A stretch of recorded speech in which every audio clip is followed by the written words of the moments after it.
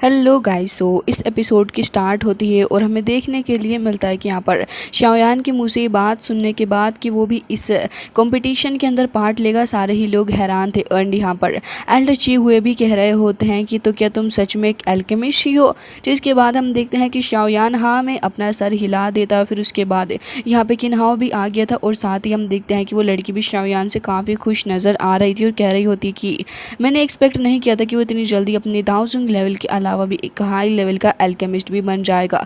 तब यहाँ पे सेकंड एल्डर कह रहे थे कि माफ़ करना, लेकिन क्या सच में तुम अपने आप को कंपेयर करना चाहते हो हमारे इस अदरक जैसे दिखने वाले एल्केमिस्ट से। वैसे वो ऐसा नहीं कह रहे थे, लेकिन पर्सनली मुझे ये अदरक जैसे ही लग रहे हैं, कहीं से भी बड़े हुए।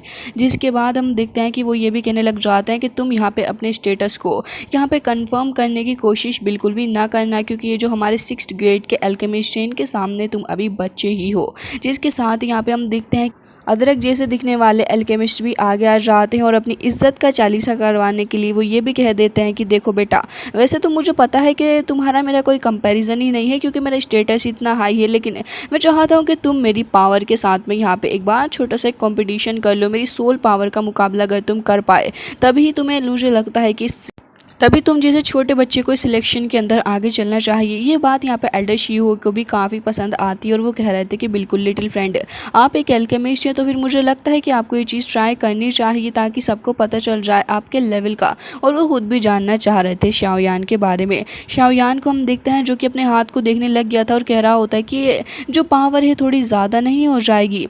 जिसके बाद हम देखते हैं कि हमारी अदरक एल्केमिस्ट कहने लग जाते हैं कि अरे बच्चे परेशान मत हो, मैं वाकई में काफ़ी ज़्यादा फॉरगिवन हूँ एंड मैं तुम्हें बताना चाहूँगा कि मैं तुम्हारे साथ मर्सीफुल भी रहूँगा।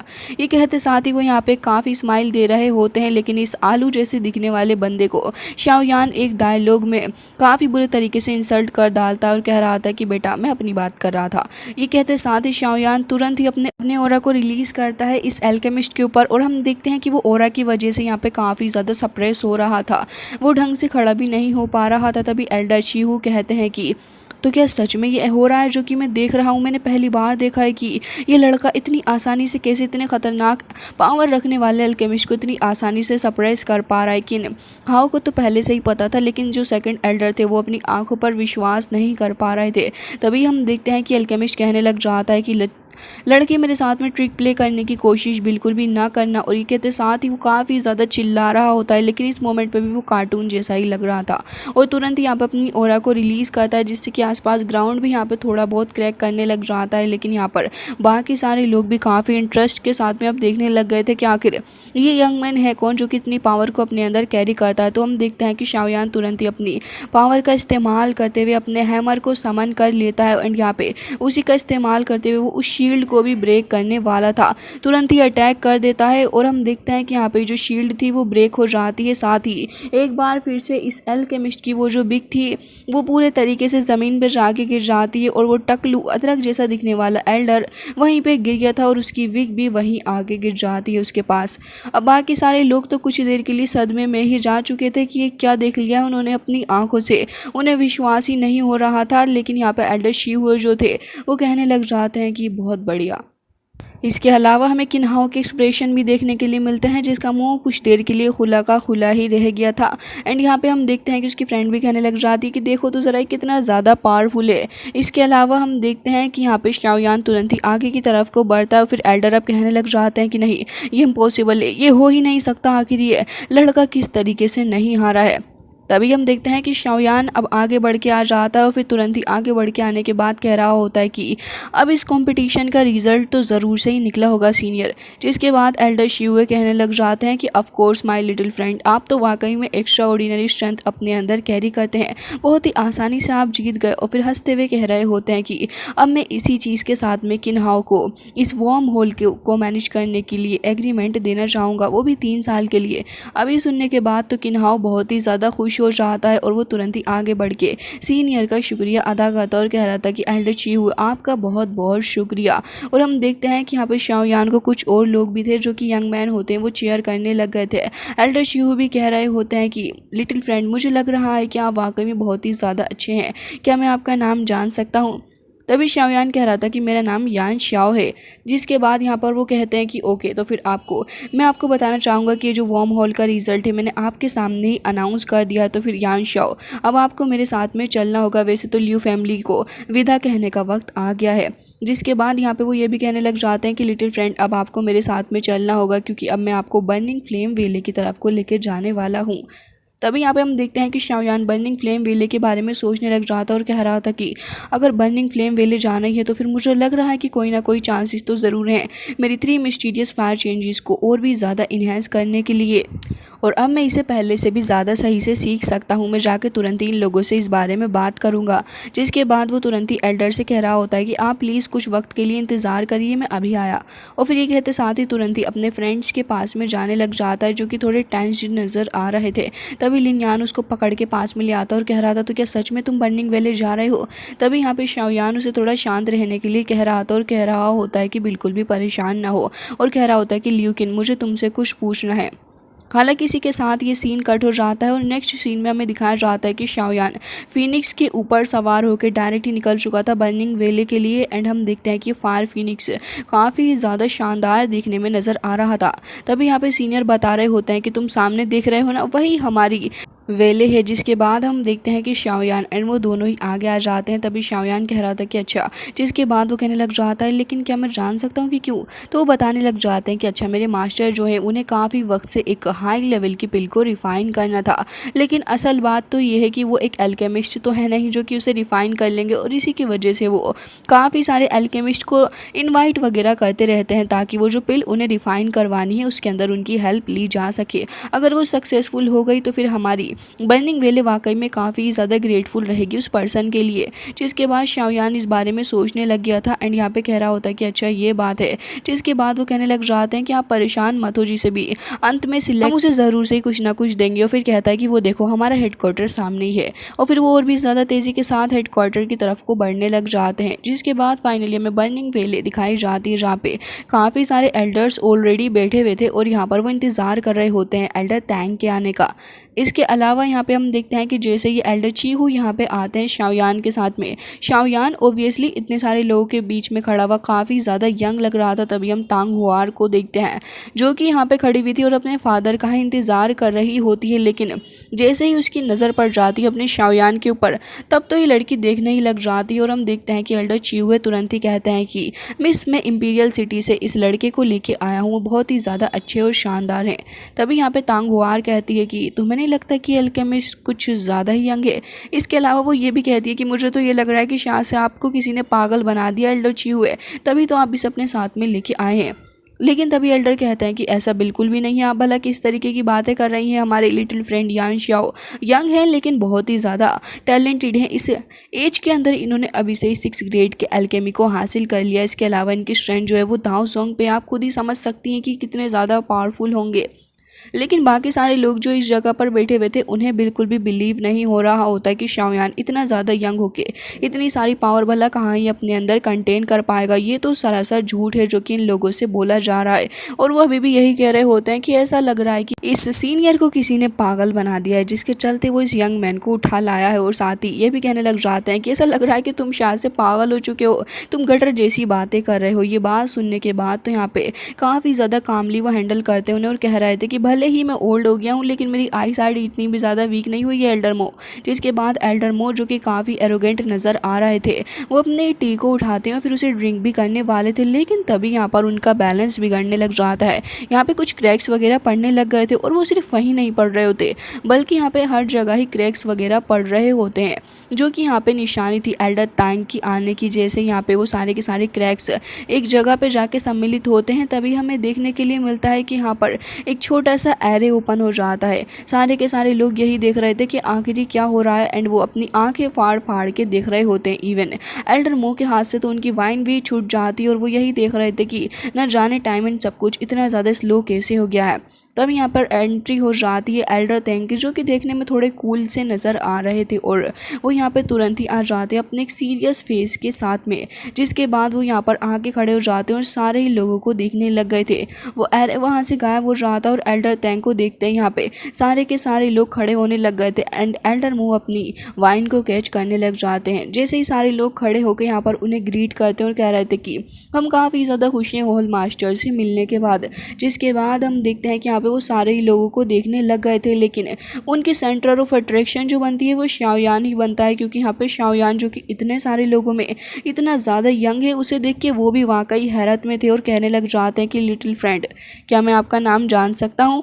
तभी शाओयान कहता है कि मेरा नाम यान श्याओ है और मुझे काफ़ी खुशी हो रही है आपसे मिलने के बाद। जिसके बाद यहाँ पर हमें देखने के लिए मिलता है कि एल्डर चीहुई तुरंत ही बता देते हैं कि मैं इसे इंपीरियल सिटी से लेके आया हूँ, बहुत ही ज़्यादा अच्छे हाई लेवल का एल्केमिस्ट है ये बंदा, मुझे लग रहा है कि हमारी मदद ज़रूर से ही करेगा। हालांकि यहाँ पे एल्डर तेंग को देखते हैं जो कि यहाँ पे बिल्कुल भी मजाक शाओयान का नहीं उड़ाते, बल्कि बाकी सारे लोगों से वो काफ़ी अलग नज़र आ रहे थे, क्योंकि वो यहाँ पर शाओयान को देखने के बाद तुरंत ही समझ जाते हैं कि शाओयान जो है अपने दाओजोंग को ऑलरेडी एडवांस कर चुका है, वो भी इतने कम वक्त के अंदर, जिसकी वजह से वो कह रहे होते हैं कि इतने कम वक्त के अंदर आखिर तुमने कैसे कर लिया, वाकई तुम सिंपल पर्सन बिल्कुल भी नहीं हो। लेकिन तांग हुआर कह रही होती है कि फादर मुझे ऐसा क्यों लग रहा है कि आप दूसरे बाकी सारे लोगों की बातें सुनने के बाद किसी कंक्लूजन के ऊपर आ रहे हैं और फिर इसी चीज़ को देख के आपने अपना फैसला भी बना लिया। लेकिन हम देखते हैं कि शाओयान अभी चुपचाप खड़े होकर यहाँ पे देख रहा था। तभी एल्डर कह रहे होते हैं कि खैर तुम्हें इतना ज़्यादा रूड होने की ज़रूरत नहीं है लड़की, एंड यहाँ पे कहने लग जाते हैं कि यान श्याओ, वैसे मैं जानता हूँ कि मैंने आपको शायद से ऑफेंड कर दिया होगा, लेकिन आप प्लीज़ मेरी बेटी की बातों के ऊपर ज़्यादा ध्यान ना दें। जिसके बाद यहाँ पे शाओयान कह रहा होता है कि ऐसी कोई भी बात नहीं है, लिटिल प्रिंसेस वाकई में अच्छी हैं और वो बस देखना चाह रही थी। खैर मैं समझता हूँ वो वाकई लकी भी हैं। जिसके बाद हम देखते हैं कि यहाँ पे शाओयान एल्डर की तरफ को ही देख रहा था। तभी यहाँ पर एल्डर कह रहे होते हैं कि ठीक है मैं आप सभी लोगों का यहाँ पे स्वागत करता हूँ। इसके अलावा वो ये भी कहने लग जाते हैं कि ठीक है मैंने वैसे तो आपको सब कुछ बता दिया है, लेकिन चलिए एक बार फिर से स्टोरी को मैं आपको बताना चाहूँगा। उसकी बात सुनने के लिए सारे के सारे लोग बैठ जाते हैं। शाओयान भी अपनी चेयर के ऊपर बैठा हुआ था और अब वो असल स्टोरी बताते हुए कहते हैं कि मुझे एक एलिक्सर को रिफ़ाइन करना है, लेकिन जैसा कि आपको पता है कि यहाँ पे वो 7th ग्रेड का एडवांस टाइप एलिक्सर होने वाला है, तो फिर मैं तो उसे बिल्कुल भी रिफ़ाइन कर ही नहीं सकता, इसलिए मुझे एक हाई लेवल का एल्केमिस्ट चाहिए। इसलिए आप जितने भी लोग इस जगह पर मौजूद हैं मैं उन सभी में से कोई 2 को चुन लूँगा और मुझे ऐसा लग रहा है कि उसके बाद ही फिर मैं लास्ट में डिसाइड करूँगा कि आखिर कौन सबसे ज़्यादा पावरफुल होगा। वैसे तो मैं यहाँ पे एल्केमिस्ट नहीं हूँ, लेकिन इसके अलावा मैं चाहता हूँ कि मैं आप सभी लोगों का एक टेस्ट लूँ, जिसके बाद ही मैं ये डिसाइड कर पाऊँगा कि आखिर आप लोगों में से सबसे ज़्यादा पावरफुल एल्केमिस्ट कौन है होगा। जिसके बाद हम देखते हैं कि वो ये भी कहने लग जाते हैं कि देखिए आप सभी को टेस्ट करने के लिए मैं यहाँ पे अपनी क्लोन थंडर पावर का इस्तेमाल करूँगा और वो बहुत ही ज़्यादा ख़तरनाक लेवल की पावर होती है। वैसे आप सभी को बता दूँ कि मैं उम्मीद करता हूँ कि आप में से जो भी ज़्यादा पावरफुल होगा वो उसे रेसिस्ट कर पाएगा, वैसे तो वो आपको ज़्यादा हर्ट नहीं करेगी। जिसके बाद हम देखते हैं कि वो ये भी कहने लग गए थे कि देखिए वैसे तो मुझे टाइम बर्बाद करना नहीं है और इसीलिए मैं आप लोगों का ये जो टेस्ट है उसे बिगेन करना चाहूँगा। ये कहते साथ ही वो तुरंत ही अपनी पावर को समन कर लेते हैं, जो कि देखने में काफ़ी ज़्यादा स्ट्रॉन्ग पावर लग रही थी। जैसे ही वो उसे थ्रो करते हैं तो हम देखते हैं कि वो कुछ मिस्टीरियस से ड्रैगन के अंदर तब्दील हो गई थी और वो ड्रैगन बहुत ही ज़्यादा तेज़ी के साथ आगे बढ़ने लग जाते हैं। सारे के सारे ही एल्केमिस्ट यहाँ पे हम देखते हैं कि अपनी सुध गंवा देते हैं और कुछ तो यहाँ पे अपनी चेयर के ऊपर से भी गिर चुके थे। शाओयान को देखते हैं जो कि भाई साहब एकदम चिल ही बैठा हुआ होता है और फिर यहाँ पर ड्रिंक कर रहा था अपनी टी को। हम देखते हैं कि यहाँ पे शाओयान तो ऐसे बैठा हुआ था जैसे कि कोई बात ही नहीं है, लेकिन चारों ही तरफ ये जो फायर ड्रैगन थे वो फैलने लग गए थे और हमें देखने के लिए मिलता है कि यहाँ पे हर एक जगह ही फैलते हुए जा रहे होते हैं। कुछ लो लेवल के एल्केमिस्ट भी थे जो कि इसे रेसिस्ट तो नहीं कर सकते थे, इसी के चलते यहाँ पर हम देखते हैं कि वो धीरे धीरे करके अब ज़मीन में से उठ के खड़े हो रहे होते हैं। तभी शाओयान भी अपनी चेयर पर बैठा हुआ देख रहा होता है और कह रहा था कि अच्छा तो ये ड्रैगन की पावर जो कि यहाँ पे क्लोन ली द्वारा ऑब्टेन करी गई है। जिसके बाद ये शाओयान ये भी कहने लग जाता है कि वैसे ये सोल पावर के ऊपर अटैक कर रहा है और हम देखते हैं एक और एल्डर को जिनका नाम एल्डर यू था और वो कहने लग जाते हैं कि बहुत ही ज़्यादा पावरफुल है ये, बहुत ही ज़्यादा।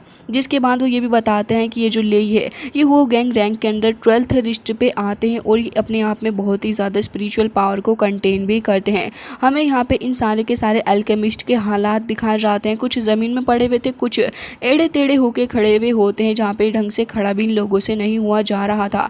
जिसके बाद एल्डर मो को भी देखते हैं जो अभी तक अपने जलवे दिखा रहे थे, डायलॉग फेंक फेंक के मार रहे होते हैं, लेकिन अब वो चुपचाप खड़े हुए थे और हमें देखने के लिए मिलता है कि वो कहने लग जाते हैं कि मुझे तो ये लगता है कि अगर हम सारे के सारे लोग अपनी सारी की सारी पावर को मर्ज कर लें तब हम इस क्लोन थंडर फायर को ज़रूर से ही रेसिस्ट कर सकते हैं। और इसके बाद हम देखते हैं कि उनकी बात सारे के सारे एल्डर मान ही लेते हैं और फिर एक बार इस एल्डर पगले मो की बातों में आ जाते हैं और हम देखते हैं कि इस पगले की बातें मानते हुए ही वो सारे के सारे अपनी पावर से अटैक करने लग गए थे फायर ड्रैगन के ऊपर। एक एक करके सभी अपनी पावर को आजमा रहे होते हैं और इन सभी को लग रहा है कि भाई साहब ये बच्चों का खेल है इतने सारे ड्रैगन्स को मारना, लेकिन हम देखते हैं कि वो उन्हें बिल्कुल भी रेसिस्ट नहीं कर पा रहे थे। जैसे जैसे ही अपनी पावर का इस्तेमाल करते हुए ड्रैगन्स के ऊपर अटैक करते हुए जा रहे होते हैं वैसे वैसे ड्रैगन इनसे टक्कर ले रहे थे। अब यहाँ पे जो एल्केमिस्ट हैं वो इतने पावरफुल तो है नहीं, जिसके चलते वो यहाँ पे जैसे ही ड्रैगन्स के थ्रू अपनी पावर को हिट कर रहे थे तभी वो नीचे को गिरते जाते हैं और एक एक करके सभी धरती को चूमने लग गए थे।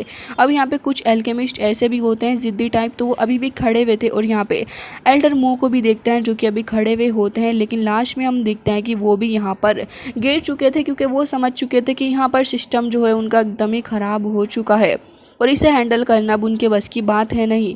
जिसके बाद अब हम एल्डर यू को देखते हैं जो कि अभी अपनी चेयर से उठते हैं जहाँ पे सारे के सारे एल्केमिस्ट फेल हो चुके थे और वो कुछ भी नहीं कर पा रहे थे। तब यहाँ पे एल्डर यू खड़े होते हैं और कह रहे थे कि बस अब मेरी बारी है। और हम देखते हैं कि जैसे ही वो खड़े होते हैं उनकी फोरहेड के अंदर से काफ़ी सारी पार निकल के आ रही होती है जो कि उनके हाथों में को कंटेन हो रही थी। जिसके बाद इसे देखने के बाद तो एल्डर तैंग भी कहने लग गए थे कि कोल्ड फायर ये इनके पास क्या कर रही है। जिसके बाद वो काफ़ी हैरानगी के साथ में कह रहे होते हैं कि ये बहुत ही ज़्यादा ख़तरनाक तरीके की पार है जो कि अपने अंदर एक बोन पाइथन तक को कंटेन कर सकती है। और हम देखते हैं कि यहाँ पर वो तुरंत ही उस पाइथन को आगे बढ़ा देते हैं। जिसके बाद वो पाइथन तो इतना ज़्यादा गुस्से में बावला चुका था कि वो तो आगे बढ़ते हुए सारी की सारी पावर के ऊपर अटैक करे जा रहा था। एल्डर मो और बाकी सारे एल्केमिस्ट देख रहे होते हैं कि ये हो क्या रहा है यहाँ पे। तो हम देखते हैं कि अच्छे खासे तरीके से यहाँ पे बाकी सारे फायर ड्रैगन्स को उन्होंने पागल बना दिया था, जिसके चलते वो चक्कर खा रहे होते हैं। और साथ ही एल्डर यू कह रहे थे कि मुझे तो पहले से ही पता था कि सारे के सारों के साथ में डील करना कैसे है। अब वो पाइथन जो कि काफ़ी तेज़ी के साथ में आगे बढ़ रहा था तो शाओयान की नज़रें भी उसी के ऊपर होती हैं। शाओयान कह रहा था कि मैंने एक्सपेक्ट नहीं किया था कि मुझे ये भी देखने के लिए यहाँ पर मिल जाएगा और ये इतना ज़्यादा स्ट्रॉन्ग भी है। जिसके बाद हम देखते हैं कि पाइथन चिल्ला रहा होता है और फिर एल्डर काफ़ी पावर को लगा रहे थे। हालांकि इतने सारे ड्रैगन्स के साथ में डील करना कोई आसान चीज़ तो है ही नहीं, लेकिन उन्होंने अपने पाइथन के साथ में पूरी जान लगा दी होती है और वो कड़ा लोहा ले रहे थे। जिसके चलते तांग हुआर को देखते हैं जो कि कह रही थी कि मुझे तो लग रहा है कि जो नए मिस्टीरियस फैंटेसी मास्टर हैं ये कुछ भी नहीं कर पाएंगे, तो थोड़ी देर भी होल्ड नहीं कर सकते। जिसके बाद हमें देखने के लिए मिलता है कि यहाँ पे मास्टर तैंग कहने लग जाते हैं कि बस भी करो तुम, अभी असेसमेंट पूरा नहीं हुआ है। जिसके बाद हम देखते हैं कि एल्डर यू अभी भी लगातार पूरी कोशिश कर रहे होते हैं और अपने पाइथन की पावर को और भी ज़्यादा बढ़ा देते हैं। जिसके बाद फाइनली हमें देखने के लिए मिलता है कि जो फायर ड्रैगन थे वो पीछे को हट जाते हैं और साथ ही एल्डर भी अपनी पावर को रखते हुए अपनी चेयर पे बैठ चुके थे। हालांकि उनके हालात काफ़ी ख़राब हो चुके थे, वो उनके सांसें वगैरह सब ऊपर नीचे हो रही होती हैं, लेकिन मास्टर तैंग कहते हैं कि बहुत ही बढ़िया, आपने इस टेस्ट को पास कर लिया है। अब शाओयान भाई साहब तो अपनी चेयर के ऊपर बैठे हुए थे और काफ़ी चिलविल होते हैं। तभी यहाँ पे बाकी सारे लोग भी शाओयान को देखने लग गए थे। तभी यहाँ पे अब एल्डर तैंग कह रहे होते हैं कि लिटिल फ्रेंड क्या आप ट्राई करना चाहेंगे। अब वो तो यही एक्सपेक्ट कर रहे थे कि शाओयान हाँ तो कहने नहीं वाला, क्योंकि बाकी सारे एल्केमिस्ट के हालात जो इतने ज़्यादा ख़राब होते हुए उसने अपनी आंखों के सामने देख लिए हैं। तभी तांग हुआर कह रही होती कि मुझे तो लग रहा है कि तुम डर रहे हो, और अगर तुम डर भी रहे हो तब भी कोई बात नहीं, इतनी ज़्यादा देर नहीं हुई है, तुम यहाँ से वापस जा सकते हो। लेकिन हम देखते हैं कि यहाँ पे शाओयान तो तुरंत ही अपनी जेड ग्रीन फ्लेम को रिलीज कर देता है, जिससे कि तांग हुआर को जवाब मिल चुका था उसकी इस फालतू की बातों का। एंड यहाँ पे एल्डर तैंग भी एकदम हरकत में आ चुके थे। शाओयान को देखते हैं जो कि कह रहा था कि मिस आप मेरे बारे में परेशान ना हो, और ये कहते साथ ही शाओयान तुरंत ही अपनी जेड ग्रीन फ्लेम को रिलीज करने लग जाता है, जिसे देख रहे होते हैं एल्डर यू भी और कह रहे थे कि आखिर ये किस तरीके की स्ट्रेंज फायर है। एल्डर मो तो यहाँ पे लड़खड़ाते हुए लंगड़ाते हुए बैठ जाते हैं अपनी चेयर के ऊपर और कह रहे थे आखिर ये है क्या चीज़, क्या ये सच में क्लोन थंडर से भी ज़्यादा पावरफुल है। और हम देखते हैं कि शाओयान अब धीरे धीरे करके अपनी जेड ग्रीन फ्लेम को और भी ज़्यादा बढ़ाने लग गया था, जो कि आसपास से काफ़ी ज़्यादा तेज़ी के साथ में इकट्ठा हो रही होती है। फायर ड्रैगन भी यहाँ पे काफ़ी हरकत में आ चुके थे। और हम देखते हैं तांग हुआर जो कि यहाँ पे खड़ी हुई थी और कह रही होती है कि देखना चाहूँगी कि आखिर तुम कितने ज़्यादा केपेबल हो। अब यहाँ पे शाओयान को देखते हैं जिसके हाथ के अंदर धीरे धीरे करके वो जेड ग्रीन फ्लेम एक लोटस हार्ट फ्लेम की रूप ले लेती है और हम देखते हैं कि लोटस हार्ट फ्लेम जो थी वो भी धीरे धीरे करके इन्हेंस करती जा रही होती है। शाओयान के हाथ के ऊपर वो लोटस ग्रीन फ्लेम रखा हुआ होता है और जैसे ही शाओयान उसे ऊपर की तरफ को रिलीज़ करता है तो यहाँ पर वो तुरंत ही जाके अपनी जेड फायर को रिलीज़ करता है और यहाँ पे जैसे ही वो जला जाता थोड़ा ऊपर की तरफ, तभी यहाँ पे इनफायर ड्रैगन की हालत ख़राब होने लग गई थी। पहले तो ऐसा लग रहा होता है कि ये जो है ये इसके आसपास अराउंड कर रहे हैं, लेकिन हम देखते हैं कि धीरे धीरे करके वो पीछे को हटने लग गए थे। ये देख के तो एल्डर तैंग भी हैरान हो जाते हैं कि क्या ये सच में हो रहा है जो वो अपनी आंखों से देख रहे हैं, और कह रहे थे कितनी ज़्यादा खतरनाक फ्लक्चुएशन। तभी शाओयान तुरंत ही अपने जेड की पावर को और भी ज़्यादा बढ़ाने लग जाता है और जैसे ही वो यहाँ पर रिलीज़ होती है तो भाई साहब इनफायर ड्रैगन की हालत इतनी ख़राब हो जाती है। इन पर मुझे ऐसा लग रहा है कि अगर ये फायर ड्रैगन बोल पाते तो ज़रूर से ये कहते कि भाग लो भाई साहब, गब्बर आ गया है। तभी हम देखते हैं कि यहाँ पे इन्हें भागता हुआ देखने के बाद एल्डर तांग तुरंत ही अपने पास में बुलाते हैं और फिर तुरंत ही इन्हें अपने पास भी रख लेते हैं। तांग हुआ तो खुद भी यहाँ पे चक्कर में पड़ चुकी थी, एल्डर मो भी चक्कर में पड़ चुके थे और एल्डर तांग वो भी थोड़ी देर के लिए स्पीचलेस हो जाते और कह रहे थे कि इंडीड ये मैन कोई सिंपल मैन बिल्कुल भी नहीं हो सकता, इसके पास में इस तरीके की फायर आई कहाँ से। और हम देखते हैं कि यहाँ पे वो ये भी कहने लग जाते हैं कि इस तरीके की किलिंग फ्लेम मैंने पहले नहीं देखी, जिसके बाद यहाँ पर वो कहने लग जाते हैं कि ये जो हार्ट फ्लेम है बहुत ही ज़्यादा ख़तरनाक तरीके की हार्ट फ्लेम मुझे नज़र आ रही है। इसके बाद वो काफ़ी सीरियस हो जाते हैं और बाकी सारे लोग भी अब शाओयान के बारे में बातें करने लग गए थे। शाओयान का लोटस हार्ट फ्लेम तुरंत ही उसके पास में आ जाता है और अब हम देखते हैं कि यहाँ पे शाओयान धीरे धीरे करके आगे बढ़ने लग जाता है और कह रहा था कि वेले ओनर क्या मैं आपसे पूछ सकता हूँ कि आखिर रिजल्ट क्या निकला है। तभी वो कहने लग जाते हैं of course my little friend, आपने तो वाकई में कमाल कर दिया है और मैं अब आपको चुनता हूँ इस टेस्ट के लिए क्योंकि इसे आपने सक्सेसफुली पास भी कर लिया है। जिसके बाद वो यहाँ पर कह रहे होते हैं कि प्लीज़ मेरी हेल्प करिए इस पिल को रिफाइन करने के लिए और मैं पूरी कोशिश करूँगा कि मैं भी अपने रिवॉर्ड से आपको सेटिस्फाई कर पाऊँ। तभी यहाँ पे शाओयान कहने लग जाता है कि मुझे पता है कि आखिर मुझे क्या रिवॉर्ड आपसे चाहिए और कहने लग जाता है कि मुझे बर्निंग फ्लेम वेले की उस सबसे ज़्यादा खास टेक्निक के बारे में जानना है। जिसके बाद यहाँ पे तैंग भी कहने लग जाते हैं आखिर आप किस तरीके की बात कर रहे हैं। तभी यहाँ पे शाओयान कह रहा होता है कि मुझे 3 चेंजेस मिस्टीरियस फायर के बारे में जानना है। सो इसी के साथ आज का ये एपिसोड हो जाता है एंड सो गाइज आजकल आप चैनल को सब्सक्राइब बिल्कुल भी नहीं कर रहे हैं, जबकि हमारे एफर्ट्स तो और भी ज़्यादा हो चुके हैं आपके लिए वीडियो टाइम पे लाने के लिए। सो प्लीज़ आप हमारे एफर्ट्स को देखते हुए ही चैनल को सब्सक्राइब कर लीजिए। मैं मिलती हूँ आपसे नेक्स्ट वीडियो में, तब तक के लिए bye bye, take care of yourself.